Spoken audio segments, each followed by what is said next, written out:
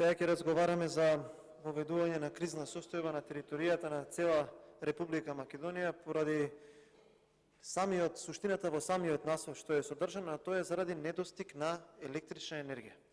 И сега тука клучно се поставува прашањето недостигот од каде доаѓа и зошто во Република Македонија ќе има недостиг и ќе има прогласување на кризна состојба која што неколку пати редовно се појавува, а освен план за повторно прогласување на кризна состојба, владата апсолутно нема никаков суштински план за да го надмине ова што се случува во Република Македонија.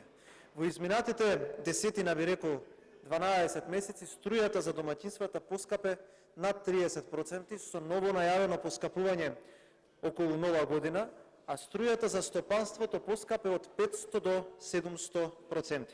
И освен тоа што имаме сериозни сомнежи дека се злоупотребува кризната состојба, не за да се направи план, не за да се изработи одредена визија како да се надмине оваа кризна состојба, туку само за да се зголемат надлежностите во владата и во оние кои што го менаџираат енергетскиот систем во Република Македонија за набавките во 4 очи. Затоа што согласно истражувањата на независни, би рекол невладени здруженија, дека 80% од јавните набавки склучени во 4 очи се на електрани на Македонија, немаме никакво друго суштинско подобрување во овој дел од случувањата.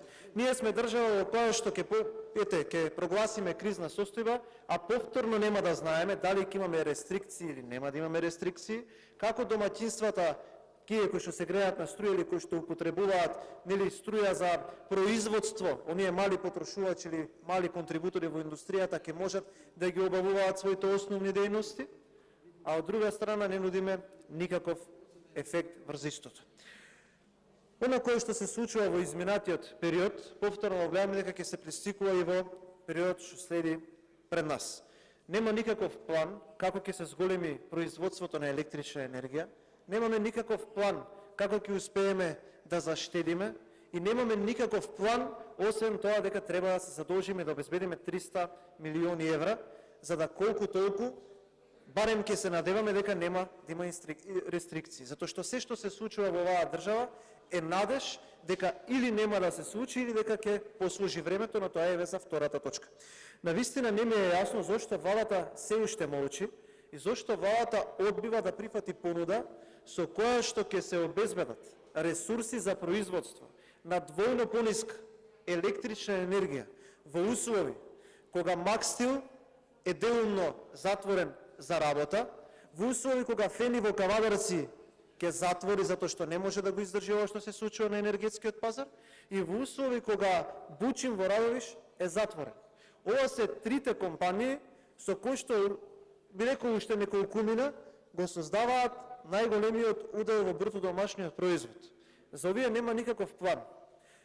Имаше понуда од ВМРО ДПМН и од лидерот Мицкоски да се обезбедат суровини со кои што домашното производство ќе успее да произведе електрична енергија која што ќе биде дупло поевтина, повторувам, дупло поевтина за стопанството, затоа што во оваа кризна состојба која што ние денеска ќе ја донесеме, не се дизајнираат мерки за помош на стопанството.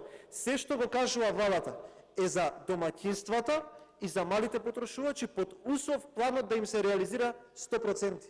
А знаете ли колку сме далеку од реализација на тој план да не се реализира? Еден дефект во РЕК. Или сабајлички можевте да видите на медиумите дека еден ХЕЦ, чинам дека беше Вруток, или исправите ме ако грешам, дека има дефект. Еден од тие Врбен, се извинувам, еден од тие комбинати да има еден ваков дефект или состојба која што не може никој да ја предвиди, овој план нема да биде 100% реализиран. Сега зборуваме за големите потрошувачи и за стопанството. Никој од владата 2 дена молк не прифаќа да му се понуди план, да му се дадат контакти про боно, за да може да произведе двојно пониска за електрична енергија со двојно пониска цена за стопанството. Затоа што стопанството ако затвори, тоа ќе значи дека луѓе ќе бидат испратени дома.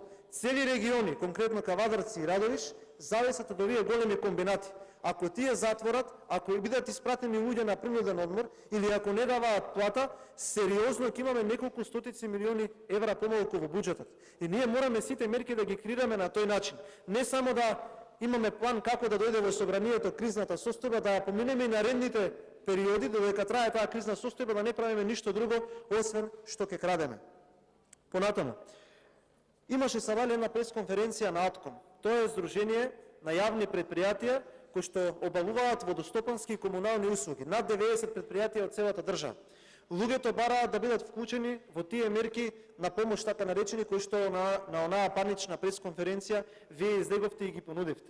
Заради политички причини, мислејќи дека предпријатијата ќе ги покачат цените, кои што неминовно да се случи, и на тој начин ќе ги оштетите граѓаните, и стопанството, и индустријата, и компаниите, ќе покажете дека некој кој што политички можеби во овој момент ги управува општините е неуспешен. Ама нема да ги платат тие сметки партиите, нема да ги плаќаат тие сметки тие што се избрани, туку ќе ги плаќа стопанството и граѓаните. И навистина не можам на крајот да се изначудам зошто се уште молк.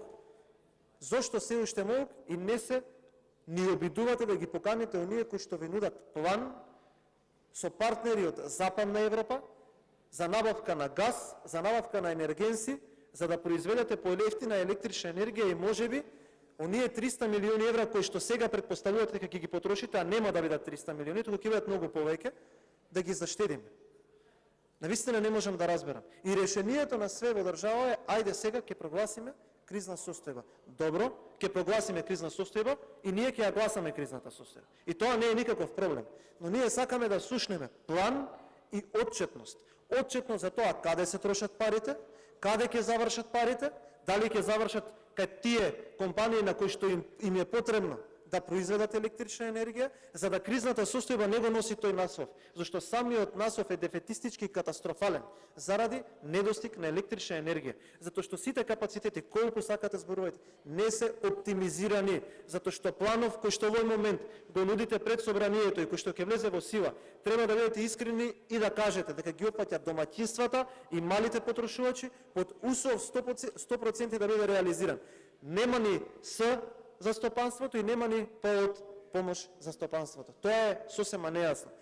Исто така, во јавноста има сериозни сомнежи дека оваа кризна состојба која што ќе ви дозволи да склучувате набавки во 4 очи да продолжите, ќе повтори и ќе продолжи да склучува јавни набавки со компании кои што ќе бидат отворени 5 или 6 дена од почетокот и од отварањето на јавната набавка. Овие пари ќе треба да ги врати македонскиот народ, ќе треба да ги вратат компаниите кои што работат во приватниот сектор, кои што вработуваат над 680.000 граѓани. Овие пари нема да останат така и овие пари ќе треба да се вратат.